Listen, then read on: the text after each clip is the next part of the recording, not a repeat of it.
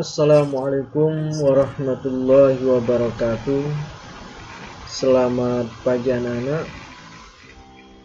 Hari ini kita mulai kembali materi kita tentang statistik dengan subtema yaitu kuartil.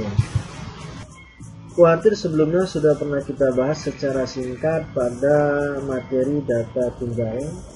Hari ini kita lebih perluas lagi, lebih rinci lagi tentang apa itu kuartil.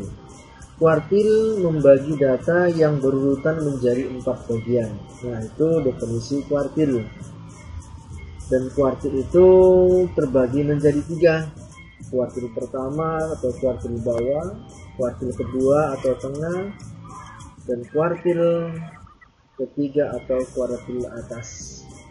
Nah, begitu banyaknya rumus kuartil yang mesti anak-anak pahami. Nah, hari ini kita akan membahas rumus kuartil atau QI ini untuk menentukan kertas kelas kuartil untuk data tunggal, dan ini untuk data kelompoknya. Ya. Nah, keterangan-keterangan ini anak-anak ingat ya, karena dengan adanya keterangan ini kita bisa menginput nilai-nilai dari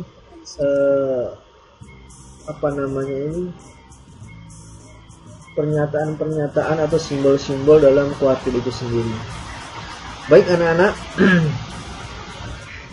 di kuartil itu ada rumus jangkauan antar kuartil. Itu rumusnya R sama dengan Q3 kurang Q1. Kemudian ada simpangan kuartil, ini rumusnya ya. Kemudian ada lagi langkah, ini bentuk kuartil juga ya, yaitu setengah kali dari jangkauan antar kuartil ini ya. Kemudian ada lagi yang namanya pagar dalam ya, ada pagar dalam, ada pagar luar Pak, ada pagar luar, pagar tengah Pak nggak ada. Kemudian pencilan, bukan pecicilan ya, pencilan, ukuran data yang besarnya kurang dari pagar dalam dan lebih dari pagar luar. Nah, itu dia, nanti kita akan bahas secara rinci pada contoh-contoh supaya anak-anak lebih mudah. Baik, contoh hasil tes matematika dari 25 siswa tercatat sebagai berikut. Ini dia. Nah, hitunglah. Yang pertama Q1, Q2, Q3, jangkauannya, simpangannya, langkahnya, pagar dalam, pagar luar, kemudian pencilan ya. Nah, bagaimana kita hitung? Nah, perhatikan ini. Bapak akan percepat nih karena sebelumnya sudah pernah diajarkan ya. Kita hanya mengasah lagi kemampuan anak-anak sekalian. Nah, data tadi kita urutkan yang terdiri dari 25. Kita urutkan dari yang terbawah sampai yang terbesar ya. Kemudian, nah rumus tadi, rumus kuartil ya, Q1 nya ya, rumusnya kan X N tambah 1 per 4 kali I. Jadi kita cari Q1 ya. Jadi Q1 itu N nya banyak, datanya 25 tambah 1 per 4 ya, dikali 1 karena Q1 nya. Nah, jadi kalau dihitung 26 bagi 4 berapa itu? 6,5. Jadi datanya itu terletak di 6,5. Nah, ini kalau cara manualnya kita dulu 1, 2, 3, 4, 5, 6. Jadi 6,5 ya. Nanti kalau data ke 6 nya 40. Ini data ke 6 nya 40. 6,5 nya berarti sisanya kan 0,5 toh. Dari 6 ini kan 0,5 dikurangkan Q7 dikurang Q6, 45 dikurang 40 berapa? 5 ya. 5 dikali 0,5 2,5 tambah 40 42,5 gitu ya. Nah, dengan cara yang sama kita bisa menentukan Q2 dan Q3. Ini cara yang sama. Nah, Bapak jelaskan satu, mudah-mudahan anak paham kesemuanya gitu ya. Nah Pak, ada cara mudahnya Pak? Ada sih. ini Anda bagi rata dulu. Bagi rata semua. Kalau ada 25 berarti harus bagi rata menjadi separuh-separuh. Berarti 12 sama 12. 1, 2, 3, 4, 5, 6, 7, 8, 9, 10, 11, 12. Berarti kalau ganjil inilah Q2 nya. Ini dia. Ya toh? 1, 2, 3, 4, 5, 6. Ini Q2. Kita bagi 2 Pak, dari sini lagi ya. Dari sini 1, 2, 3, 6. Ini kan kemarin 6 ya. 1, 2, 3, 6. Berarti untuk tahu Q1 nya tinggal tambahkan aja 40 tambah 45 berapa Pak? 42,5. Cara Q3 sama yang lalu ya. Nah, gimana dengan pagar dalam, pagar luar atau jangkauannya? Yang kedua jangkauannya. Rumusnya kan Q3 kurang Q1, ini jangkauannya, ya tinggal kurangkan saja.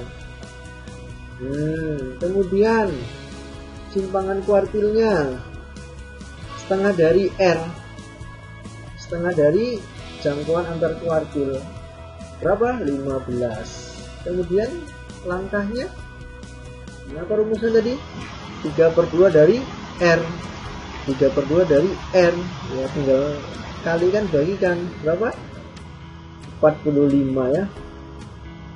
90 bagi 2. Kemudian pagar dalamnya, iya, pagar dalamnya Q1 dikurang L, 42 kurang 42,5 dikurang 45 sama dengan negatif 2,5.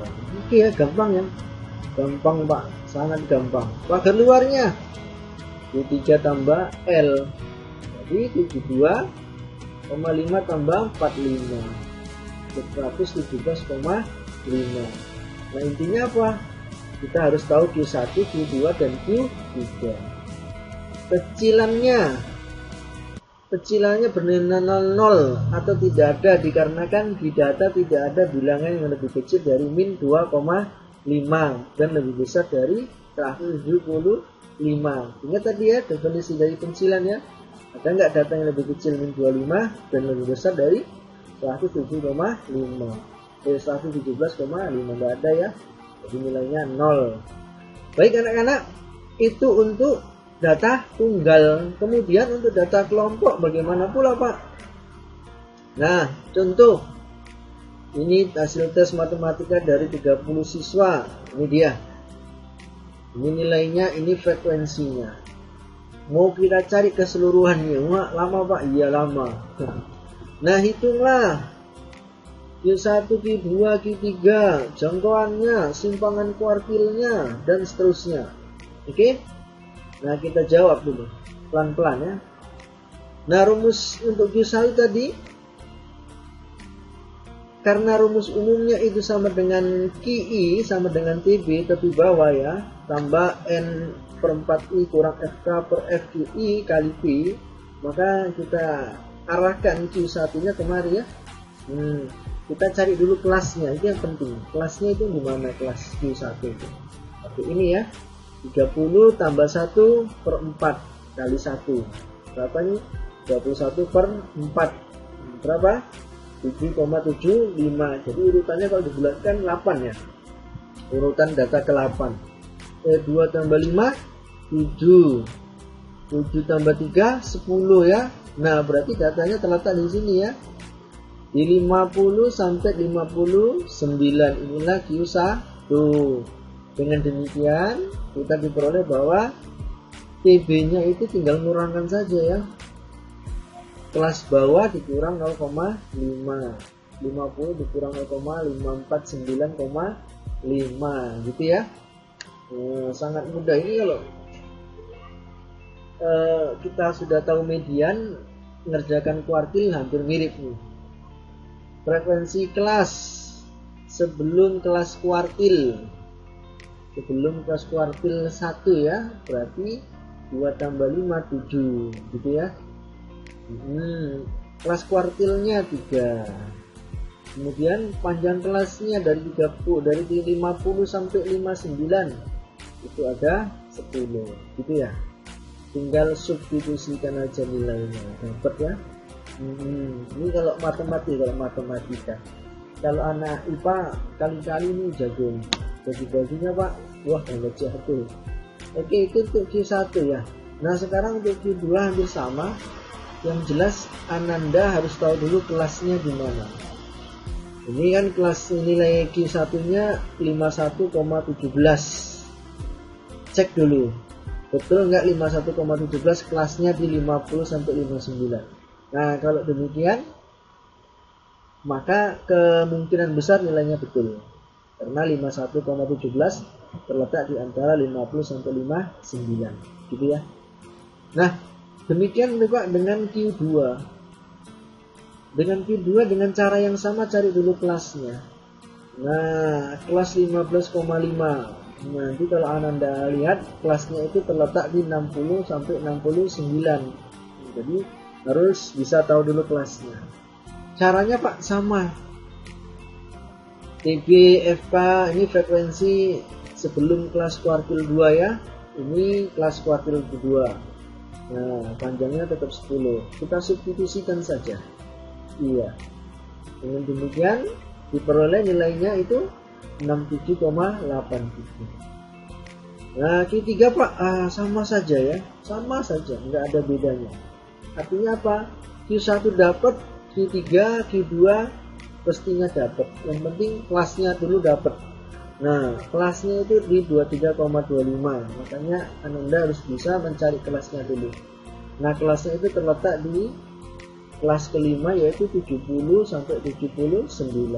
Ini TB nya bisa kita cari, FK nya bisa kita cari, frekuensi ketiganya bisa kita cari, dan kemudian kita substitusikan juga. Nah cukup mudah ya anak-anak. Ini hanya melihat kejelian Ananda menentukan di mana kelas kuartil.